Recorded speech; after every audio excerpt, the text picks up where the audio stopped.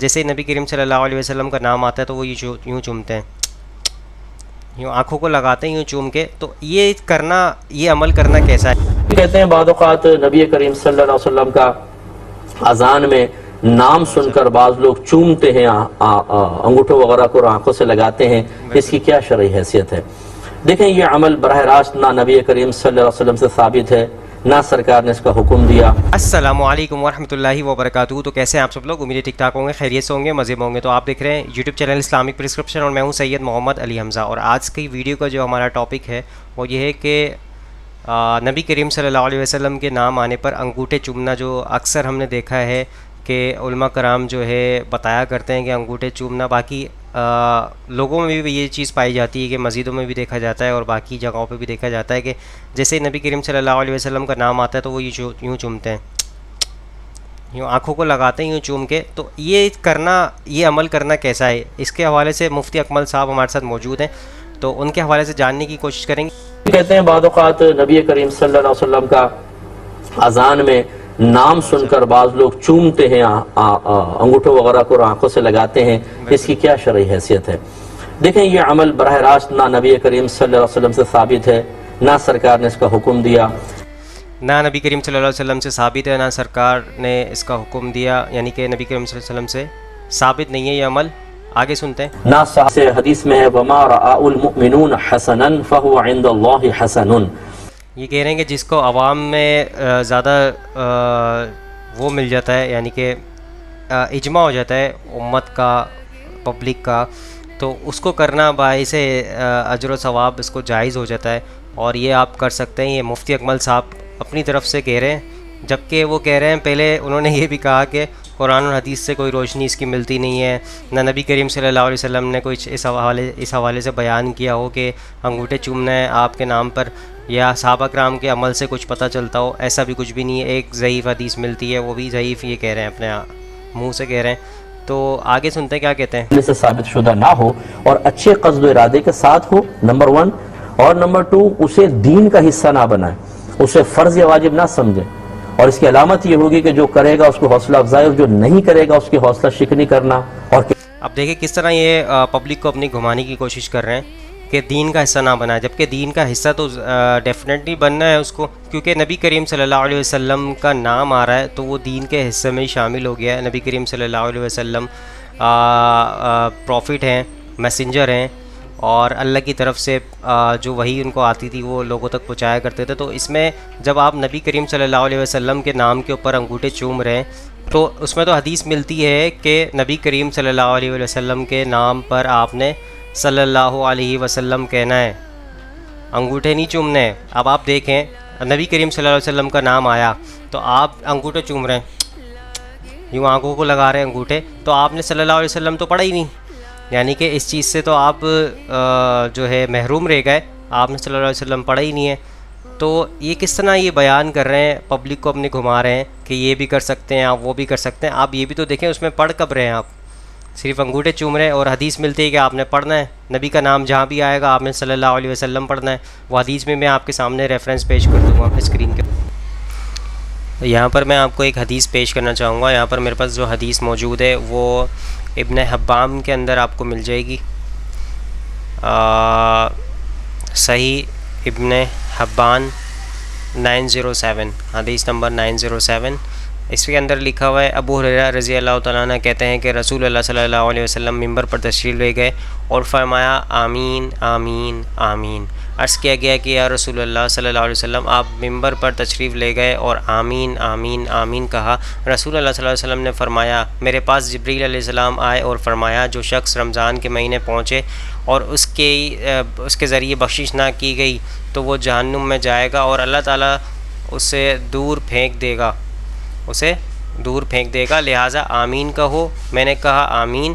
جس نے اپنے والدین میں سے ایک یا دونوں کو بڑھاپے میں دیکھا اور ان کی عزت نہ کی اور وہ مر گیا تو وہ جہنم میں جائے گا اور اللہ تعالیٰ اسے دور پھینک دے گا، اس لیے آمین کہو. میں نے کہا آمین. جس شخص کے سامنے آپ کا نام لیا جائے اور وہ آپ پر درود نہ بھیجے اور وہ مر جائے تو وہ جہنم میں جائے گا اور اللہ اسے دور پھینک دے گا، لہٰذا آمین کہو۔ میں نے کہا آمین۔ اب یہ آپ کے سامنے میں نے پیش کر دی حدیث، جس نے نبی کریم صلی اللہ علیہ وسلم کا نام سنا اور اس نے درود نہیں پڑھا تو وہ جہنم میں جائے گا۔ اب آپ انگوٹھے چومیں گے تو آپ درود کہاں سے پڑھیں گے؟ اچھا، درود کے اندر یہ صلی اللہ علیہ وسلم بھی پڑھ سکتے ہیں، درود ابراہیم بھی پڑھ سکتے ہیں، جو آپ کو درود یاد ہو آپ وہ پڑھ سکتے ہیں اوپر۔ کہنا کہ زبردستی کرو یہ غلط ہے، یہ گویا کہ اس کو واجب قرار بنا دینا ہے۔ یہ اگر کوئی نہیں کرتا، وہ کہتا ٹھیک ہے کریں تو اچھی بات ہے، نہیں کرا تو کوئی بات نہیں۔ نبی کریم کا نام پاک پیار محبت سے اس طرح چوما، آنکھوں سے لگا لیا تو محبت میں ہم کرتے ہیں۔ نبی کریم صلی اللہ علیہ وسلم کے نام پر ہاتھ آنکھوں سے لگا لیا، یعنی کہ کچھ پڑھا بھی نہیں انہوں نے، یہ بھی بتا دیا انہوں نے، صاف صاف ظاہر کر دیا، آپ کے سامنے دیکھ سکتے ہیں آپ۔ تو اس میں کوئی حرج نہیں ہے۔ یہ بالکل ایسی ہوں سمجھ لیجیے کہ آدمی رات کے 2:30 بجے اٹھ کر 100 مرتبہ نبی کریم صلی اللہ علیہ وسلم کے ذات اقدس پر درود پاک پڑھتا ہے، تو کیا ہم یہ کہیں گے کہ چونکہ 2:30 بجے رات کے 2:30 بجے اٹھ کر درود شریف اور بھی 100 کی تعداد میں پڑھنا نہ نبی کریم سے ثابت نہ صحابہ کرام سے نہ اس کا حکم دیا، تو یہ ناجائز ہو جائے گا؟ یہ ناجائز نہیں ہوگا۔ ہاں اگر وہ یہ کہے یہ پڑھنا لازم اور ضروری ہے، ہمارے دین کا حصہ ہے، تو ہم کہیں گے یہ غلط ہے۔ تو اس طرح لیکن اجتماعیت کی بات ہو رہی ہے نا یہاں پہ، تو سر آپ یہ کہہ رہے ہیں کہ ایک بندہ اکیلے میں اگر کوئی اٹھتا ہے تو اس کا ایک اپنا فعل ہے، وہ اٹھ کے عبادت کر رہا ہے، لیکن یہ جو آپ بات کر رہے ہیں کہ نبی کے نام کے اوپر آپ یہ انگوٹھے چومنا، یہ تو اجتماعیت کے طور پہ بات کر رہے ہیں کہ آپ لوگوں کو ترغیب دے رہے ہیں کہ اس طرح بھی آپ چوم سکتے ہیں، جبکہ قرآن و حدیث کی روشنی میں کوئی ثبوت نہیں ہے آپ کے پاس، کوئی ریفرنس نہیں ہے، پھر بھی آپ یہ کہہ رہے ہیں کہ وہ چوم سکتے ہیں۔ یہ اجتماعیت کے طور پہ کہہ رہے ہیں نا کہ ہر بندہ چوم سکتا ہے، تو وہ جو رات کے ٹائم میں کوئی عبادت کر رہا ہے تو اس کی ایک اپنی ذاتی عمل ہے کہ وہ عبادت کر سکتا ہے، کیونکہ نبی کریم صلی اللہ علیہ وسلم نے کسی کو روکا نہیں عبادت کرنے سے، کسی بھی ٹائم کر سکتا ہے۔ لیکن اجتماعت جہاں آتی ہے نا، اجتماعیت کی بات جہاں آتی ہے نا، جہاں پہ بات آئے گی اجتماعات کی، تو وہاں پہ یہ کیا جائے گا کہ کوئی پروف چاہیے ہوگا، ہمیں پیچھے سے کوئی ریفرنس چاہیے ہوگی، اجماع چاہیے ہوگا، یعنی کہ کچھ حدیث، قرآن و حدیث کی روشنی میں کوئی دلیل چاہیے ہوگی کہ اگر ہم فرض نماز کے بعد دعا کر رہے ہیں تو اس کے اندر کئی حدیث ملتی ہے۔ ٹھیک ہو گیا؟ اجتماعیت کے طور پہ بات ہو رہی ہے۔ انفرادی طور پہ تو بندہ کچھ بھی کر سکتا ہے، عبادت کبھی بھی کر سکتا ہے، وہ تہجد میں نماز پڑھے، اٹھ کے نفلیں پڑھتے رہے پوری رات، وہ ایک اس کا اپنا پرسنلی عمل ہے نا۔ بہت سارے امور ایسے ہوتے ہیں جو ثابت نہیں ہوتے لیکن ہم کر رہے ہیں۔ مسجد میں گنبد اور مینار کہاں سے ثابت ہے بتائیے؟ جو قرآن پاک پہ اعراب لگے ہیں کہاں سے ثابت ہے؟ جو ہم نے اپنے دارالعلوم میں سلیبس مقرر کر رکھے ہیں اور ٹائمنگ ہے، اس سال دارالعلوم کا سال شروع ہوتا ہے اس تاریخ۔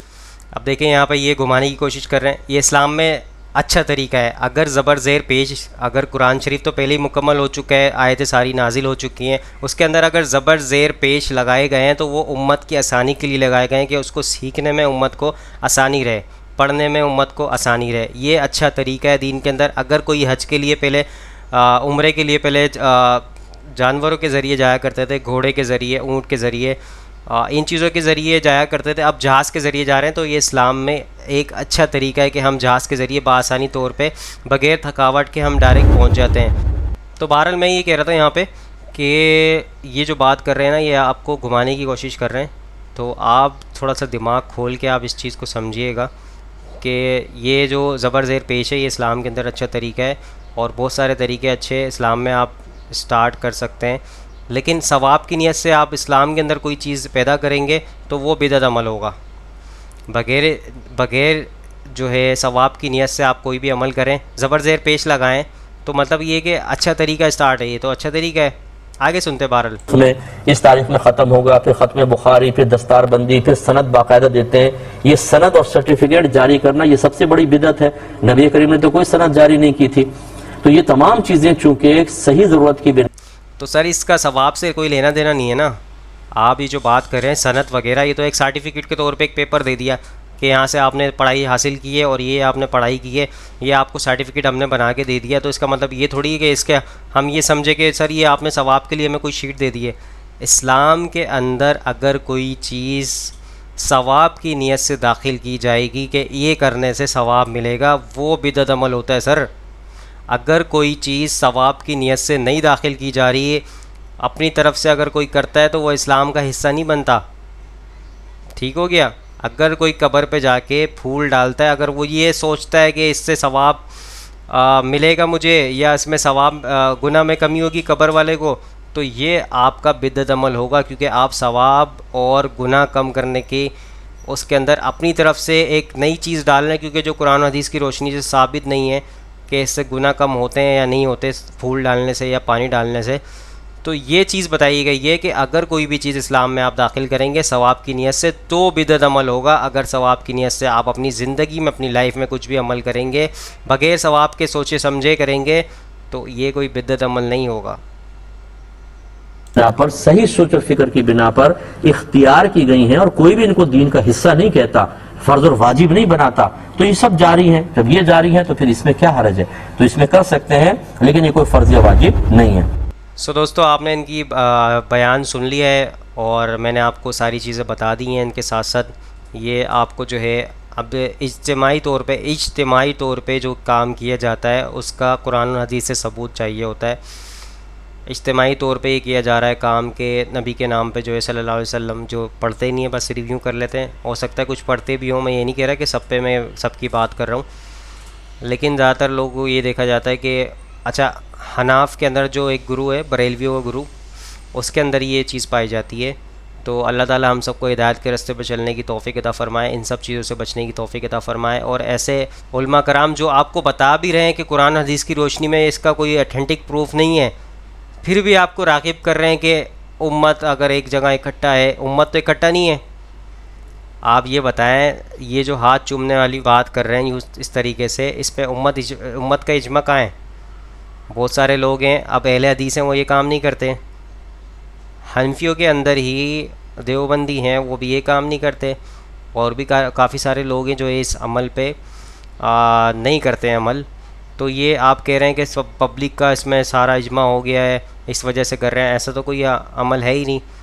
تو آئی ہوپ آپ کو آج کی ویڈیو پسند آئی ہوگی، تو لائک کمنٹ شیئر ضرور کیجیے گا، چینل کو سبسکرائب کر دیے گا. اچھا میرا مقصد بالکل بھی یہ نہیں ہے کہ میں کسی کے شخصیت پہ تنقید کروں، صرف ایک اختلافی نالج ہوتی ہے جو بیان کرنی ہوتی ہے کہ اس حوالے سے جو اختلاف ہوتا ہے صرف وہ بیان کیا جاتا ہے، کسی شخصیت پہ وار نہیں کیا جاتا.